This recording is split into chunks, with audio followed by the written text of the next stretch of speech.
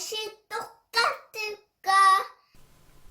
삼국 불상과 일본 불상이 똑같아요. 무엇이 똑같을까?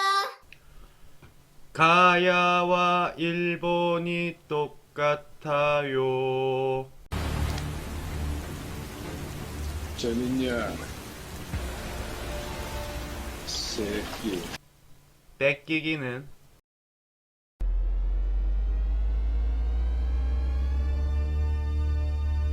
여러분 안녕. 역사로 밥벌이하는 쌀쌤이에요. 자, 우리가 지난 시간에 배웠던 거에 이어서 오늘도 삼국의 문화 2탄을 이제 마무리하도록 하겠습니다. 옷이 똑같죠? 바로 연속 촬영하고 있는 겁니다. 옷을 두 벌 갖고 다니는 건 좀 이상하잖아. 자, 오늘은요, 이 네 가지를 마저 공부를 하고 이제 정리를 하도록 할 텐데, 이 중에서 특히 두 가지는 매우 중요합니다. 이 유교와 이 특히 고분. 요거는 시험에 많이 나오기 때문에 여러분들 좀 집중해서 보시라고 제가 마지막에 넣었습니다. 처음에 넣으면 욕만 듣고 끌까봐 그런 건 아니에요. 자, 첫 번째 유교입니다. 자, 유교는요 보통 이제 교육기관이 있어요.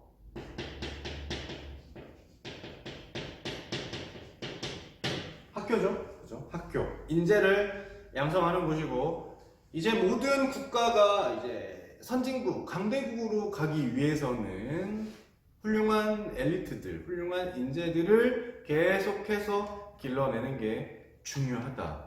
그런 말이 있지 않습니까? 이 나라들도요, 강대국이 되기 위해서는 뭐가 있었다? 그렇죠? 학교가 있었다. 라고 보시면 되겠습니다.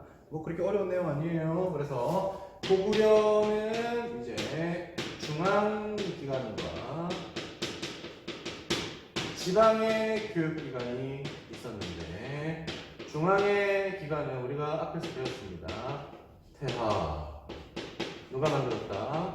소수리 희망이 만들었다. 지금 최초의 대학교다 라고 했던 거 기억나시죠? 자, 그 다음에 지방 같은 경우에는 이제 경당이 등장을 합니다. 경당은 여러분들 서당이라고 생각을 하시면 돼요.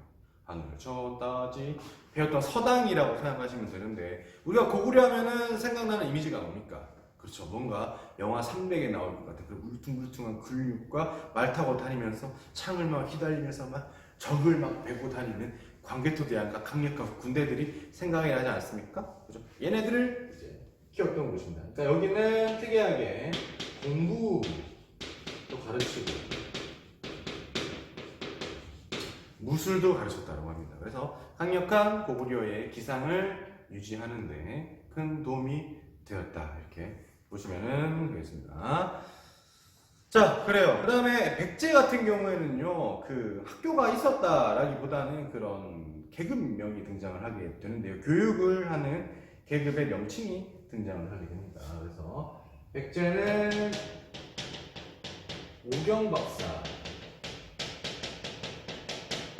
오경박사가 등장을 하고요. 그 다음에 역박사, 그 다음에 의박사, 이런 박사들 등장을 해서 뭐 왕자를 가르치거나 귀족들을 교육했다라는 기록이 있습니다. 학교가 있었다라는 기록은 없는데 아마 이들이 있는 걸로 봤을 때 학교가 있지 않았을까 추측을 해봅니다. 저는 신라에는 어떤 교육가 있냐라고 하면요, 여러분 교과서에 보면 임신서기석이라는 단어가 등장합니다. 임신서기석, 임신연애에 학생들이 모여서 벽에다 낙서를 합니다.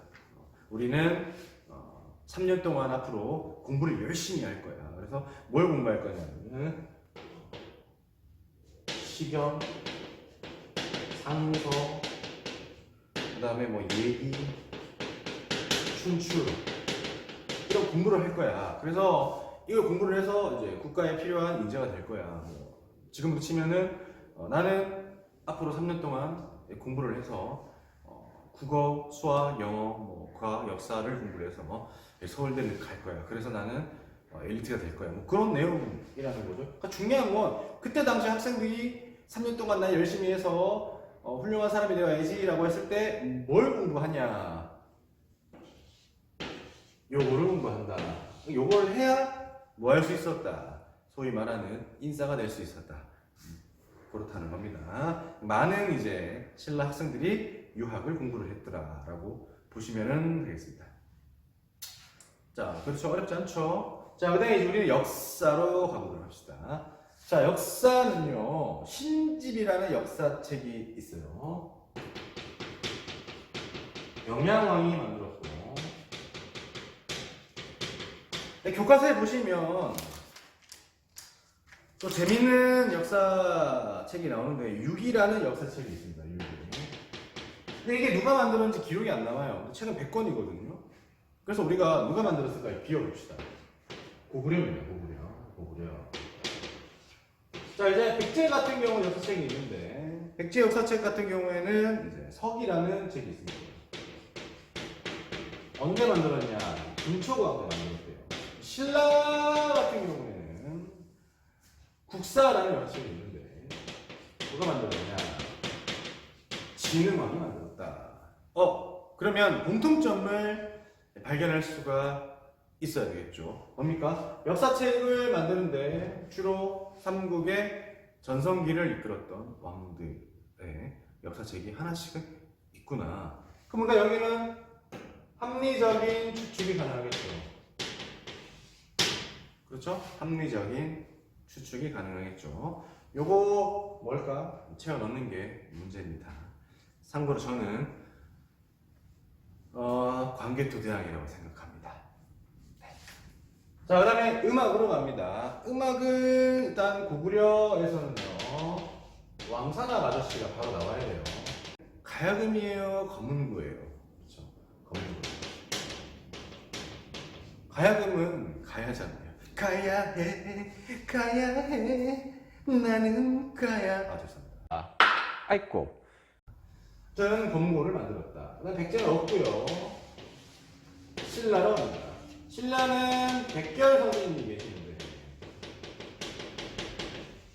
이 재밌는 일화가 있어요. 이 정말 찢어지게 가난하셨다고 해요. 그래서 이 백결이 뭐냐면 이 옷이 떨어지면은 여기다 옷을 꼬매잖아요. 근데 이제 옷이 100군데가 넘게가 떨어진 거예요. 그럼 이제 또 꼬매고 또 꼬매고 또 꼬매고 또 꼬매다 보니까는 이제 새 옷이 되는 그런 이제 그 정도의 이제 가난함의 상징이었어요, 이분이. 어느 날 이제 그 사모님께서 오셔가지고 여보 어떡하죠? 세금 낼 돈이 없어요. 어떡하죠? 우린 폭망인데 이번에 세금 안 내면 감옥 간다. 어떡하죠? 했어요. 그랬더니 이제 백결 선생님께서 허허 웃으면서 방앗타령을 만들었고, 방앗타령이라는 게 이제 이렇게 쌀을 만드는 이런 거잖아요. 그래서 그 장단 소리를 이렇게 내면서 방앗타령을 만들면서 소위 말하는 정신 승리를 하셨다. 아마 사모님께서 기뻤을까요? 어이구 했을까요? 여러분들 상상에 맡기겠습니다. 자, 그리고 또 누가 계시냐면은 가야라는 나라에는 가야금이 있죠. 가야금은 원래 이 사람이 우륵이라는 사람이 가야를 만들었는데 원래 가야 사람이잖아요. 근데 가야가 나중에 그 망하잖아요. 신라한테. 신라 진흥왕에 가서 가야를 바칩니다. 근데 원래 이제 12곡이었는데 5곡만 전해주는 겁니다. 그러니까 7곡은 전하지 않고 5곡만 이제 진흥왕에게 알려주는 거죠. 제가 봤을 때는 이게 이제 너무 이제 그 가야를 사랑을 했었으니까 그 7곡은 가야와 함께 추억으로 묻어두고 나머지만 신라에게 전해준 게 아닌가 그런 생각이. 명곡들은 좀 안 가르쳐주는 그런 거지 않을까 생각하는데 여러분들은 어떻게 생각하세요? 네, 아무튼 뭐 역사는 뭐 상상하는 학문이니까요. 여러분들 한번 생각을 해보시길 바라겠습니다. 자, 이제 중요한 마지막으로 고분으로 왔습니다. 네, 보시죠. 자, 고구려입니다. 고구려 같은 경우에는 이제 초기가 있고요. 이제 시간이 지나면서 바뀌는데 돌무지 무덤이에요. 초반에는 돌무지 무덤입니다. 돌무지 무덤이라는 건 돌이 무지 많았다 이렇게 보시면 됩니다. 대표적인 무덤이 교과서에 나와 있지만 장군총 그림이 있어요. 그러니까 이런 그림이에요. 이렇게 해서 이렇게 이런 거죠. 이런 거 있죠. 이걸 무덤으로 만드는 겁니다. 돌로 해가지고 이게 이제 대표적인 게 장군총이라는 무덤이 있죠. 시간이 지나면서 좀 더 발전적인 형태의 무덤이 등장하게 되는데 이게 굴식 돌방 무덤이 생깁니다. 굴식 돌방 무덤은 그림을 잘 보세요. 이런 그림이에요.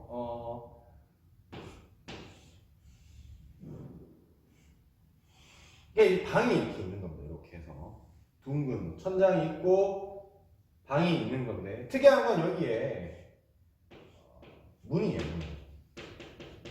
문을 열고 들어갈 수 있어요. 들어가면 여기 방이 나오는 구조인데 여기에는 이런 둥근 천장이 있고 아래에서 이렇게 위를 보면 천장의 형태가 모듈인 천장 형태를 띄고 있는데 이 모듈인 천장 형태가 어떻게 되어 있냐라면은 점점 작아지는 형태를 띄고 있어요. 이렇게 해서 다시 네모, 다시 이렇게 마름모, 다시 네모 이렇게 하면서 이렇게 보면은 이렇게 점점 이렇게 천장이 작아지는 그런 특이하게 이제 해놨고요. 그다음 위쪽으로는 위쪽으로 한번 색칠한 거는 다 뭐가 있냐? 벽화가 있다는 거죠. 특징이 첫 번째 하나 문이 있다, 두 번째 벽화가 있다, 세 번째 천장이 있는데 네 번째 천장이 모듈인 천장이다. 이런 특징이 있어요. 뭔가 4개가 나왔다라는 건 뭔가 객관식의 느낌이 나지 않습니까, 여러분? 그죠? 다음 중 굴식 돌방 무덤과 관계가 없는 것을 이렇게 보시면 됩니다. 그래서 굴식 돌방 무덤 제가 고구려의 굴식 돌방 무덤을 설명을 했는데 이때 이 벽화에 주로 나오는 게 사신도입니다. 아까 제가 언급했죠? 도교에 나오는 사신도가 여기에 많이 그려져 있다라고 보시면 됩니다. 자, 그리고 이제 우리는 백제로 합니다. 지금 설명한 게 고구려고요. 그 다음에 백제 똑같습니다. 초기에는 돌무지 무덤, 시간이 지나서 굴식 돌방 무덤. 왜 똑같을까요? 그렇죠. 뭡니까? 조상이 같잖아요. 부여, 고구려, 백제. 이 이주민들이 연결이 되잖아요. 그러니까 장례 절차가 똑같기 때문에 무덤의 형태도 같다 이렇게 보시면 되는데 여기에서 추가적으로 외워야 되는 게 하나 있는데요. 그게 뭐냐면 벽돌 무덤입니다.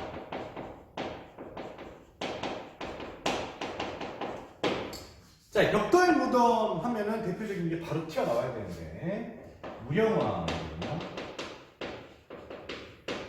기억나죠? 중국의 남조와 긴밀한 영향을 갖고 있다. 중국 나돌이었다 라고 말한 거 기억나시죠? 그래서 벽돌 무덤의 형식은 중국의 영향을 받았고 굴식 돌방 무덤과 돌무지 무덤이 있더라 라고 하는데요. 이 장군총은 광개토대왕이나 장수왕의 무덤이었다라고 우리가 추측을 하거든요. 근데 이제 백제에서 가장 유명한 왕은 누굽니까? 이제 근초가 아닙니까? 근초가 어디 살았을까요? 어느 지역 살았을까? 서울 사람들 서울 살았겠죠, 그죠? 그 한성이 서울에 있었으니까. 근데 무덤이 어딘지 몰라. 그럼 우리가 이제 합리적으로 추측할 때 지금까지 남아있는 백제 무덤 중에서 가장 큰 무덤이 근초고와 라고 생각을 하는 게 가장 합리적이겠죠. 서촌동이라는 무덤에 가면, 서촌동에 가면은 무덤이 하나 있는데 이 무덤이 굉장히 큰 무덤이거든요. 여기 가보시면 굉장히 웅장합니다. 이 무덤이 근초 왕의 무덤이 아닐까라고 우리는 생각을 한다라고 합니다. 자, 이제 마지막 신라로 하는데 신라는 좀 달라요. 이쪽으로 봅시다. 자, 신라는 돌무지 뭡니까? 고려 백제는 태생이 같잖아요. 신라는 태생이 같아요, 달라요? 태생이 다르죠. 그래서 이 신라는 돌무지 무덤이 아니라 돌무지 덧널 무덤입니다. 자, 덧널이라는 건 널빤지가 더해져서 두 개가 있다라고 보시면 됩니다. 그러니까 이런 식이에요. 널빤지가 이렇게 있어요. 관이 하나 있는데 여기 사람이 이제 여기 죽어서 누워있죠. 그 다음에 위에다가 널빤지 하나 더 덮는 겁니다. 더 큰 널빤지를 만들어서 넣어서 여기다가는 이제 살아생전에 쓰던 물건들을 여기다가 이제 갖다 놓는 거죠. 뭔지 알겠죠? 그림 그려지죠? 이 위에다가 이제 이렇게 해가지고 무덤을 만드는 건데 이 무덤을 두 개로 해서 여기 색칠되어 있는 빨간색으로 색칠되어 있는 거는 돌, 자갈 이런 걸로 덮어버려요. 그래서 이 흰색 여기는 다시 흙으로 덮는 겁니다. 그렇기 때문에 굉장히 폐쇄적으로 만들어놨고 도굴이 굉장히 어려웠겠죠. 그래서 여기는 문화재가 아직까지도 많이 이제 있다라고 합니다. 하지만 반면에 이 굴식 돌방 무덤은요, 아까 말했지만 1번 문이 있기 때문에 도둑놈들이 문 열고 들어가면 다 싹 쓸어가는 겁니다. 그렇기 때문에 이 도굴꾼들한테 다 뜯겨 나가는 거예요. 다만 남아있는 건 벽화밖에 없습니다. 왜? 벽화는 뜯어갈 수가 없으니까. 그래서 이 신라의 이 많은 이 돌무지 덧널 무덤에서 나오는 이 문화재가 우리의 역사를 많이 알게 해주는 거예요. 대표적인 게 시험 교과서 나왔던 호미형 글씨라든가 천마도라든가 뭐 여러 가지 왕관이라든가 그런 것들이 돌무지 덧널 무덤에서 많이 발견이 됐습니다. 여러분들 이 도굴꾼은 되시면 안 되고요. 차라리 발굴을 하세요. 그죠? 훔치면 안 됩니다. 알겠죠? 다른 얘기인데 제가 이제 게임을 좋아하는데요. 플레이스테이션이라는 그 4라는 그 게임기에 언차티드라는 게임이 있습니다. 그게 이제 한마디로 도굴을 하는 내용이거든요. 제 역사학도로서 언차티드를 참 재밌게 했다는 게 좀 아이러니긴 하지만 네, 아무튼 도굴 하시면 안 됩니다. 게임에서만 하세요. 네, 그렇습니다. 그리고 나서 이제 신라도 시간이 지나면 굴식 돌방 무덤으로 이제 이 세 나라가 거의 비슷해졌다. 이렇게 보시면 되겠습니다. 자, 오늘은 삼국의 문화 마지막 파트를 배우도록 합니다. 삼국의 문화 엔드게임 엔드게임입니다. 자, 원래 여러분들 핫도그 어떻게 먹죠? 핫도그는 설탕에 케찹 발라가지고 먹는데 선생님 같은 경우에는 케찹을 먼저 빨아먹고요. 그 다음에 설탕을 다 핫하 먹고 빵 먹고 마지막에 소세지만 냠냠냠 하는 습성이 있어요. 가장 중요한 건 마지막에 먹는 습성이 있다고요. 자, 오늘 삼국의 문화가 가장 마지막에 제가 가르치는 거잖아요. 참고하시길 바라겠습니다. 네. 자, 그러면은 고구려, 백제, 신라 그리고 가야 이렇게 제가 마지막으로 준비를 했는데 오늘의 주제는 대외 교류입니다. 이 고구려, 백제, 신라 플러스 가야는 어느 나라와 교육을 했느냐. 여기서 기본적으로 깔고 가야 되는 건 고구려, 백제, 신라, 가야는 원래 얘네들끼리는 유기적으로 교육을 했다라는 겁니다. 요거는 기본적으로 깔고 가는 거예요. 그리고 이 다른 나라와 얼마나 많은 교육을 했냐 요거를 볼 텐데 첫 번째로 놀라운 게 등장을 합니다. 그게 뭐냐면 아라비안 나이트 그죠? 있고 서역입니다. 네. 이슬람 저기 뭐죠? 아라비아 지역에 있는 이제 서역 국가와 교육을 많이 했다는 건데, 특히 이제 이 고구려, 이 대륙의 국가였던 고구려가 이제 중국을 거쳐서 그들의 문화를 받게 되는데, 그걸 알 수 있게 해주는 문화재가 여러 개 있는데요. 첫 번째가 각저총이라는 무덤에 벽화가 있습니다. 여기에 보시면요, 벽화를 보시면요, 씨름을 하고 있는 그림이죠. 근데 이 그림에서 한 명이 이제 고구려 사람이 아니고 저기 서방인, 서역인이다라는 것을 보면서 알 수 있고요. 자, 이 고구려라는 나라에만 이 유물이 있는 게 아니라 다른 나라, 지금의 우즈베키스탄에 가면요, 우즈벡에 가면은 그 벽화가 있는데, 아프라시아 궁전 벽화입니다. 아, 이름도 어렵죠? 아프라시아 궁전 벽화에 보면은 거기에 고구려 사신의 그림이 그려져 있다라고 합니다. 와, 그 멀리까지 말을 타고 교육을 했다라는 것을 우리는 추측을 할 수 있겠네요. 참 대단하다라고 보면 되고요. 자, 중국은 크게 이제 우리가 두 개로 갈라져 있죠. 북조와 남조와 갈라져 있는데, 이 중국 같은, 고구려 같은 경우에는 특히 북조와 남조 둘 다 교육을 했다. 어느 나라 때? 그쵸, 장수왕 때. 장수왕 때 특히 실리 외교를 했다라고 선생님이 굉장히 강조했던 기억이 나는데, 그걸 기억을 하면서 이제 보시면은 되고요. 주로 이제 뭘 많이 줬냐, 전해받았냐라면은 불교도 받았고요, 유교도 받았고요, 그 다음에 율령도 받았다고 합니다. 그렇다는 말은 불교도 받았고, 유교적인 학교 같은 것도 받았고, 그 다음에 법과 같은 율령을 받았다, 이렇게 보시면 되고요. 자, 그 다음에 일본인데요. 일본에게 우리가 주로 이제 뭘 전해줬냐면요, 먹이 뭐죠? 먹는 거 아니죠? 그 글씨 쓸 때 돛, 벼루, 먹, 종이, 그 중에 하나 먹입니다. 이렇게 가는 거 있죠. 그거를 이제 줬고, 이제 종이 줬다고 합니다. 그리고 불교 또 줬다고 하니까, 사실 먹과 종이 줬으면 다 준 거 아닙니까? 그러니까 고구려가 일본에게 글자를 쓸 수 있는 시스템을 제공했다, 이렇게 우리가 생각해도 되겠죠?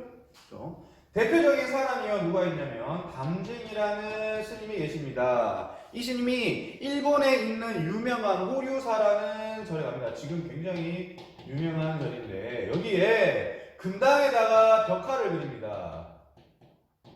금당에다가 벽화를 그립니다. 자, 낙서 아니고요, 벽화를 그린다는데, 금당이라는 건물은 그 우리나라 불교 치면은 대웅전 같은 경우에요, 가장 큰 부처님을 모시는 곳인데, 거기다가 이 외국인 스님이 와서 그림을 그렸다라는 거는 부탁을 받고 갔다라고 해석을 하는 게 맞겠죠. 다들 자고 있는 사이에 낙서 찍찍하고 튄 그런 거 아닙니다. 그만큼 그때 당시의 고구려의 위상이 엄청나게 높았다라는 사실을 알면 되겠습니다. 그러니까 일본한테는 주로 우리가 전례를 해줬고, 그죠? 전해줬고, 그 다음에 얘한테는 주로 이제 중국한테는 수용 받았다라고 보시면 됩니다. 선진국, 우리는 중간, 여기는 후진국, 이렇게 생각을 하시면 돼요. 그때 당시를 기준으로 말하는 겁니다. 지금을 말하는 게 아니에요. 자, 그 다음에 백제 같은 경우에는요, 특히 중국과 굉장히 많이 친하는데, 중국 중에서도 이 남조와 굉장히 밀접한 관계를 맺었다. 우린 알죠? 무슨마 이제는 바로 나와야 됩니다. 무령왕릉을 보면은 이제 벽돌 무덤 양식을 통해서 우리는 바로바로 이 무령왕 때 이 중국 스타일의 무덤을 만든 것처럼 밀접한 관계가 있었다라는 것을 이제 우리는 바로바로 나와야 되는데, 이 무령왕을 뒤지면요, 여러 가지 문화재가 나오는데, 오수전이라는 문화재도 나오고요, 그 다음에 청동거울도 나오고요, 교과서에 사진 다 있어요. 그 다음에 청자 이런 것도 나오는데 요게 그때 당시의 중국 남조에서 많이 사용하던 물건이 나왔다 이렇게 보시면은 됩니다. 그러니까 예를 들면 이런 거죠. 뭐 우리나라의 이제 유명한 인물이었던 김기현 선생께서 이제 죽고 나서 이제 무덤을 만들었는데 지금의 아메리칸 스타일의 무덤을 딱 만드는 겁니다. 그리고 땅을 파봤더니 거기에 뭐가 나오는 겁니까? 미국 스타일의 뭐가 있죠? 미국 스타일의 애플, 아이폰 이런 거 나오고 애플 워치, 그 다음에 애플 프로 이런 것들이 나오면 이 김기현이라는 사람이 미국과 굉장히 밀접하게 뭘 했겠구나 라는 것을 알 수가 있다는 거죠. 오케이? 무슨 말인지 알겠죠? You know what I'm saying? 아이고. 자, 그리고 이제 수업을 계속 하겠습니다. 일본한테도 밀접한 관계를 맺었는데요. 일본한테는 뭘 전해줬냐? 일단 잘라봅시다. 잘라볼까요? 선을 그어봅시다. 일본한테는 뭘 전해줬을까 했더니 오경 박사. 지난 시간에 배웠던 거 기억나시죠? 그렇죠. 교육을 하는 사람. 오경 박사와 승려를 파견한다라는 거. 이거는 뭐냐? 그래서 오경 박사는 주로 이제 유교와 관련된 거고 승려는 불교와 관련된 겁니다. 그죠? 그러니까 이 백제는요.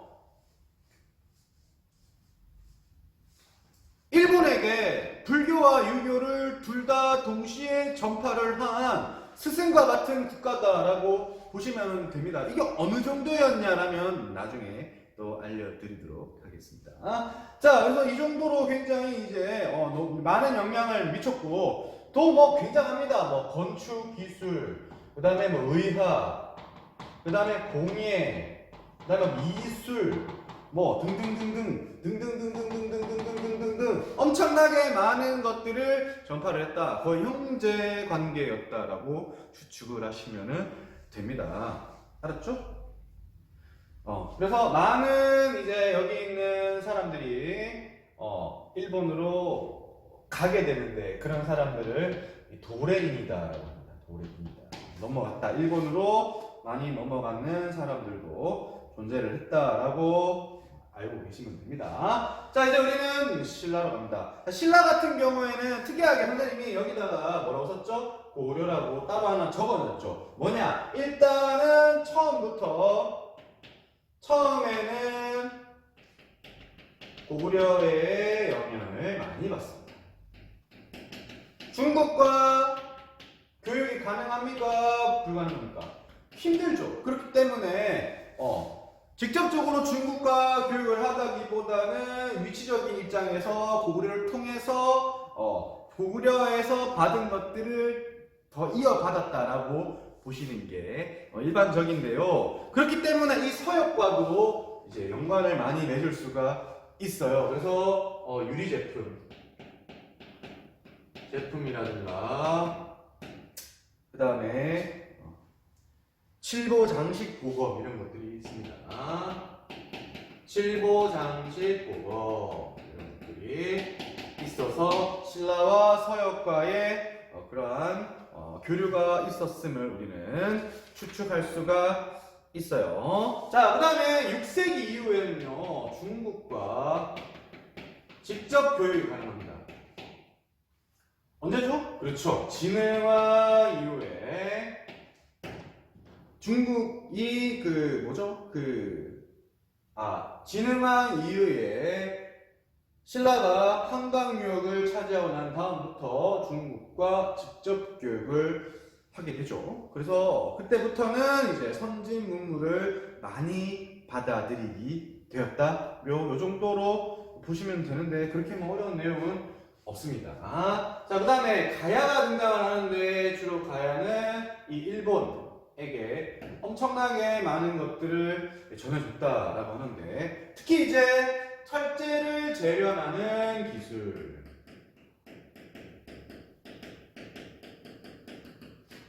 5세기에 일본이 없어요.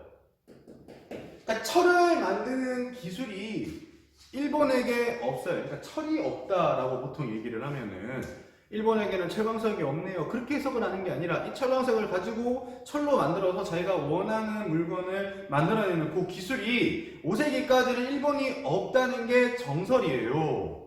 그죠? 그러니까 내가 옛날에 가르쳤던 임나 일본물 알죠? 4세기부터 6세기까지 일본이 한반도에다가 임나 일본부라는 걸 설치를 해서 다스렸다. 그게 개소리라는 거예요. 왜? 왜냐면 자, 가야, 신라, 백제, 고구려는 이미 철갑을 두르고 칼을 휘두르며 싸웠던 고대 국가인데 일본은 철도 못 만드는 이 새끼들이 어떻게 한반도를 지배를 했느냐라는 것을 교과서에서 강조를 하고 있는 겁니다. 다분히 의도가 있어요. 그죠? 그렇기 때문에 중요합니까? 안 중요합니까? 너네들 우리나라 사람이냐? 아니냐? 중요하죠. 그렇기 때문에 이렇게 교과서에 이렇게 적혀 있는 겁니다. 이해됩니까? 네. 그렇기 때문에 여러 가지가 적혀 있는데요. 그래서 교과서에 보시면은 가야의 납작도끼나 덩이쇠 같은 재료를 수입했다. 합니다. 납작도끼나 덩이쇠를 수출을 하는 거죠. 가야가 일본한테 이렇게 보내고 또 대표적으로 이제 가야 토기와 생긴 게 똑같아요. 일본의 스에키 토기와 생긴 게 똑같아. 지금 그림으로 다 확인하실 수가 있습니다. 그죠? 자, 그리고 이제 선생님 잠깐 빼먹었는데 신라도 일본한테 전해준 게 많은데 대표적으로 이제 불상을 전해줬다 라고 하는데 교과서에 보면요 71페이지에 맨 위에 보시면은 그림 두 개 나오죠. 금동, 미륵, 보살, 방가사르상. 우리 지난 시간에 국보 83호 그림으로 확인했는데 이게 뭔가 삼국에 있는 금동, 미륵, 보살이랑 일본의 고유사에 있는 목조, 미륵, 보살, 방가, 사유산이 생긴 게 어떻게 해요? 똑같죠? 근데 이게 있잖아요. 이게 신라에서 전해줬다라는 설이 있습니다. 이게 신라에서 전해줬다라는 설이 있고 624년에 저희도 설이 있습니다. 이게 뭐 진짜인지 아닌지는 모르겠지만 우리나라 신라에서 선물로 줬다. 야 가져가. 이렇게 했다라는 설이 있는데 이게 이제 그 일본의 국보 1호입니다. 일본의 국보 1호예요. 그러니까 그 나라의 가장 상징적인 문화재가 1호겠죠. 우리나라는 남대문인데 지금 좀 소실되고 복원되긴 했지만 일본의 국보 1호는 신라가 좋다. 이게 만약 진짜면 정말 일본은 우리나라한테 엎드려 절해야 된다. 그죠? 엄청난 많은 영향력을 줬다. 이렇게 보시면 됩니다. 이랬던 나라가 어떻게 우리나라를 지배를 합니까? 그것도 4, 5, 6세기 300년 동안 말이 안 된다라는 것을 거듭해서 강조를 하고 있습니다. 자, 그렇게 해서 오늘의 결론은 수업을 굉장히 짧고 임팩트 있게 하는데 오늘의 결론은 이겁니다. 어떻게 임나 일본부가 말이 되냐 안 되냐? 안 된다. 우리는 뭘 보면 알 수 있다.